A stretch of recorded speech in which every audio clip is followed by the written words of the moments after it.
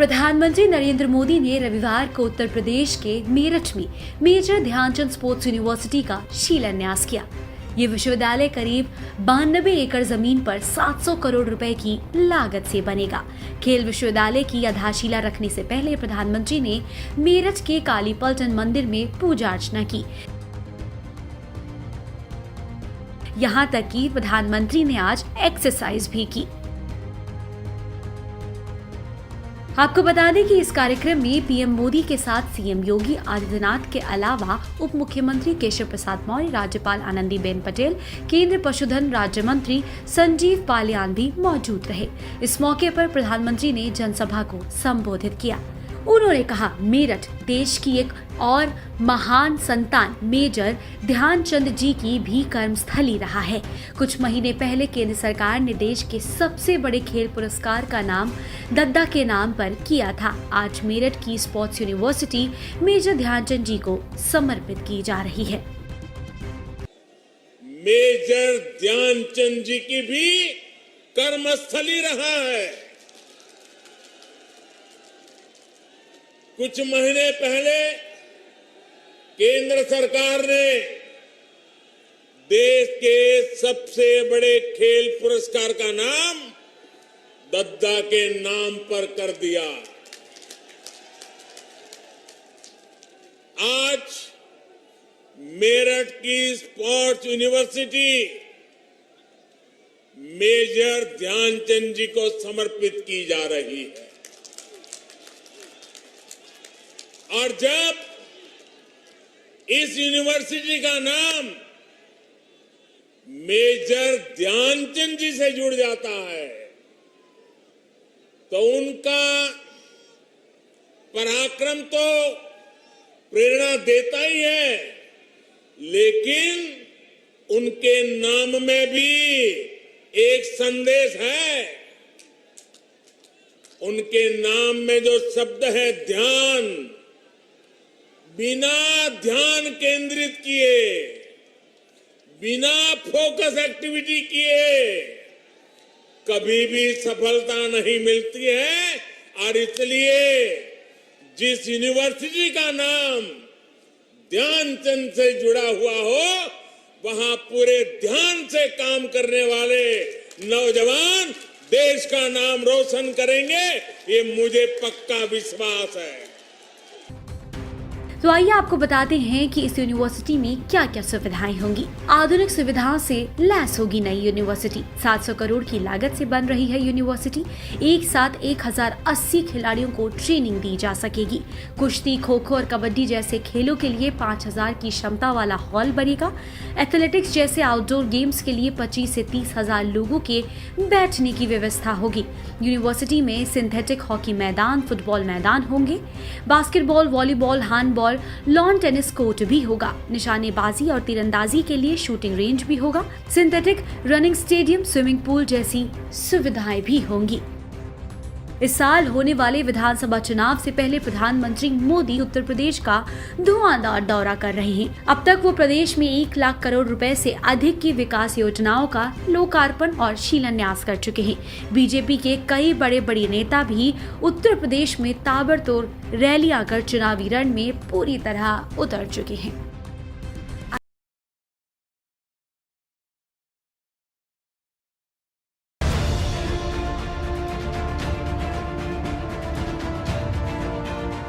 NEET PG के counselling में देरी को लेकर जहां देश के रेजिडेंट डॉक्टर्स को सड़क पर उतरना पड़ा था, उसका असर अब होता साफ दिख रहा है।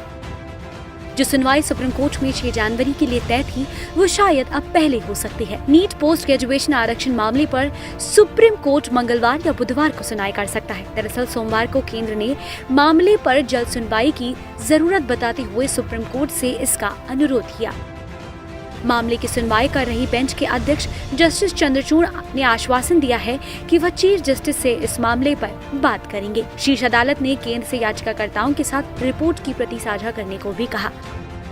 आपको बता दें कि मेडिकल पोस्ट ग्रेजुएशन में दाखिले के लिए इस साल से लागू आर्थिक रूप से कमजोर वर्ग के 10% आरक्षण को सुप्रीम कोर्ट में चुनौती दी गई है। 25 नवंबर को हुई सुनवाई में कोर्ट ने श्रेणी में आरक्षण पाने के लिए अधिकतम आय सीमा 8 लाख रुपए प्रतिवर्ष रखे जाने पर सवाल उठाए थे। केंद्र ने इस नीति पर पुनर्विचार का भरोसा दिया था। इसके बाद सुनवाई टल गई और पोस्ट ग्रेजुएशन में दाखिले के लिए काउंसलिंग भी रुक गई।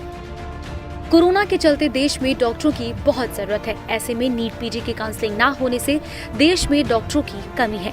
ऐसे में जब तीसरी लहर का डर पूरे देश पर मंडरा रहा है, तो जो हमारी स्वास्थ्य व्यवस्था कोरोना की दूसरी लहर के दौरान चरमरा गई थी, ऐसे में हम अब आने वाले वक्त में ऐसा रिस्क नहीं ले सकते हैं। इसीलिए प्रदर्शनकारी रेजिडेंट डॉक्टर्स ने सरकार के साथ बातचीत करके अपना प्रदर्शन वापस लिया था और काम पर वापस गए थे। दरअसल पीजी के डॉक्टरों की भर्ती न होने से जूनियर डॉक्टर्स पर काम का काफी प्रेशर आ चुका है। ऐसे में स्वास्थ्य व्यवस्था को पटरी पर रखने के लिए अब ये प्रोसेस आगे बढ़ाने को सरकार प्राथमिकता दे रही है।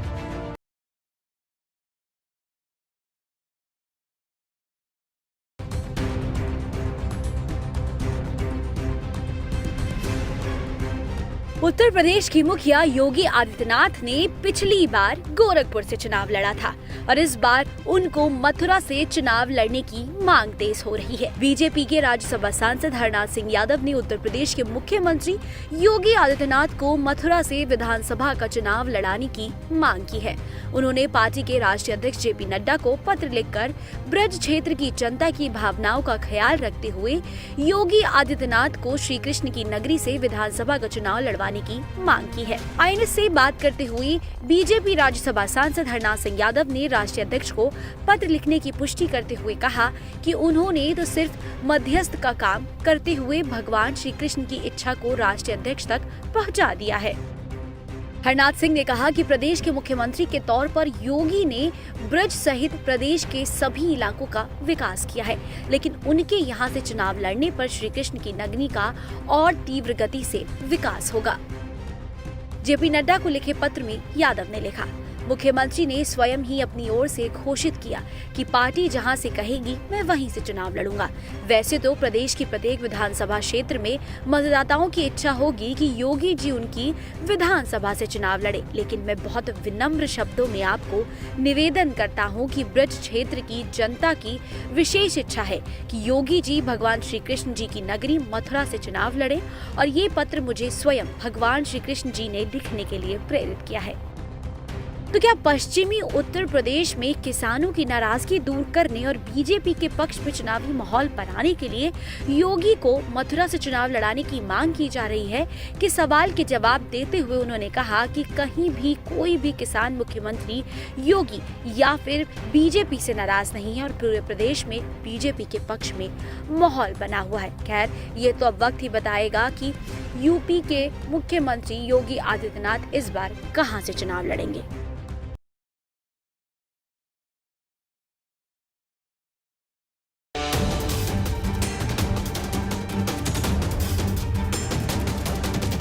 नारकोटिक्स कंट्रोल ब्यूरो ने मुंबई जोनल चीफ समीर वानखेड़े को वापस उनकी होम कैडर भेज दिया है। समीर वानखेड़े अब राजस्व खुफिया निदेशालय की महानिदेशक को रिपोर्ट करेंगे। एनसीबी में उनका कार्यकाल सोमवार को समाप्त हो गया। बॉलीवुड मेगास्टार शाहरुख खान के बेटे आर्यन खान को ड्रग्स मामले में गिरफ्तार करने के बाद आईआरएस समीर वानखेड़े को काफी आलोचनाओं का सामना करना पड़ा था। आर्यन खान केस के दौरान समीर वानखेड़े को 4 महीने का एक्सटेंशन दिया गया था, जो 31 दिसंबर को खत्म हो गया। समीर ने कहा था कि उनकी अगली पोस्टिंग सरकार को तय करनी है। वानखेड़े के खिलाफ कई प्रेस कॉन्फ्रेंस करने वाले रांकपा के नेता नवाब मलिक ने यहां तक आरोप लगाया था कि बीजेपी नेताओं की पैरवी के कारण वानखेड़े का एनसीबी से ट्रांसफर नहीं हुआ है। मलिक प्रेस कॉन्फ्रेंस कर लगातार समीर वानखेड़े पर निशाना साधते रहे। वो समीर वानखेड़े की जाति और धर्म को लेकर भी लगातार सवाल उठाते आए हैं।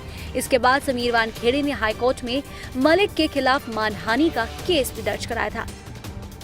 समीर वानखेड़े के अनुरोध पर आर्यन खान मामले की जांच एनसीबी के वरिष्ठ अधिकारियों को सौंपी गई है। इस बीच आर्यन खान मामले में चार्जशीट अभी मुंबई कोर्ट में दाखिल नहीं हुई है।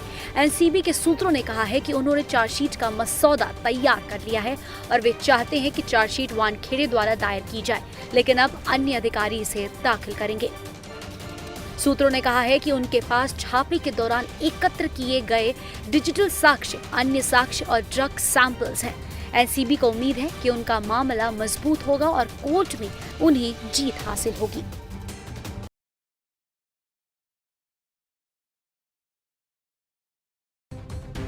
उत्तर प्रदेश में चुनावी मंच लग चुका है। किसी पार्टी का नेता अगर मेरठ में है तो दूसरी पार्टी लखनऊ में मंच से अपनी पार्टी की ओर से आवाज बुलंद करके तीसरी पार्टी पर निशाना साध रही होती है। रविवार को जहां स्वयं प्रधानमंत्री मोदी ने बीजेपी की कमान संभाल रखी थी मेरठ में, तो वहीं राजधानी दिल्ली के मुखिया ने आम आदमी पार्टी की जगह बनाने के लिए लखनऊ से तीखे बाण छोड़े। दरअसल लखनऊ में आज दिल्ली के सीएम और आम आदमी पार्टी के संयोजक अरविंद केजरीवाल ने बीजेपी और समाजवादी पार्टी पर एक साथ निशाना साधा। उन्होंने कहा कि पहले की सरकारों में एक ने कब्रिस्तान बनवाया तो दूसरे ने सिर्फ शमशान घाट बनवाए। सीएम केजरीवाल ने लोगों से अपील करते हुए कहा कि आप हमें मौका दीजिए, हम स्कूल और अस्पताल बनवाएंगे। दोस्तों, पुरानी सरकारों ने उत्तर प्रदेश में कब्रिस्तान बनवाए। योगी जी ने पिछले 5 साल में केवल और केवल शमशान घाट बनवाए। आज मैं आपके बीच में आया हूं, एक मौका दे दो, आपके बच्चों के लिए स्कूल बनवाऊंगा और आपके परिवार के लिए अस्पताल बनवाऊंगा।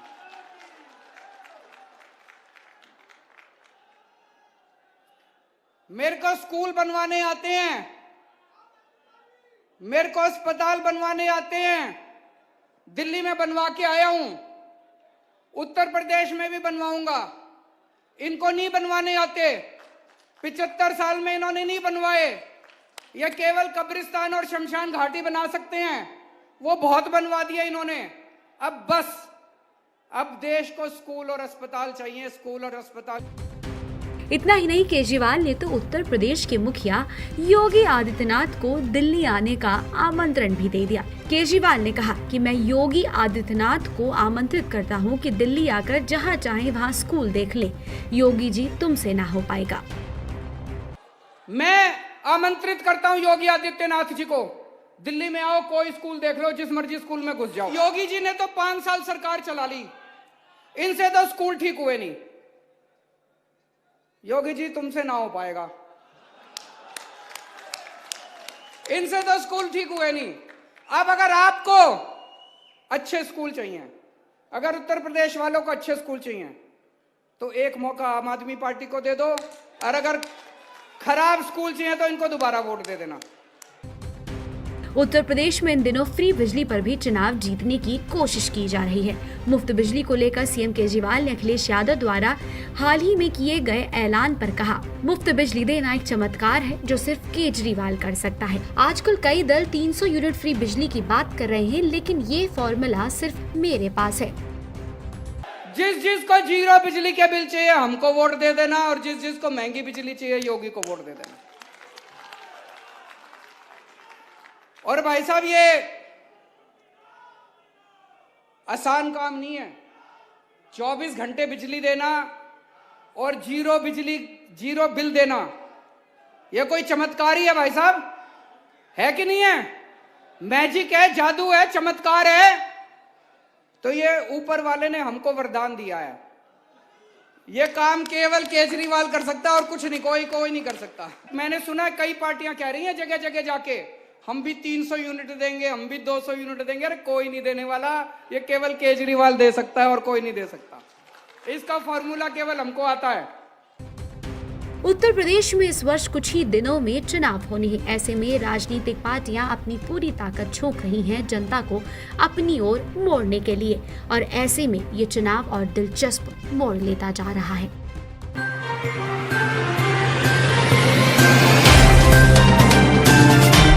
Subscribe now and press the bell icon. Never miss an update.